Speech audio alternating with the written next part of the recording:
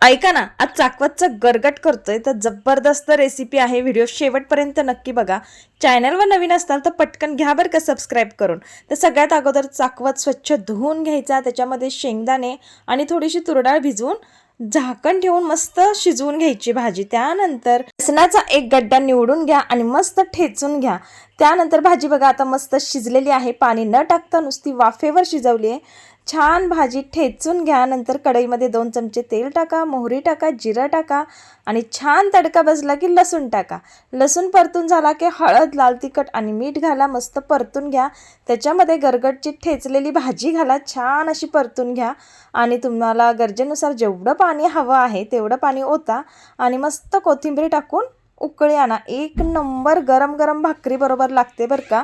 चला मग, व्हिडिओ आवडला असेल तर लाईक करा, शेअर करा, चॅनलला सबस्क्राईब करा. थँक्यू.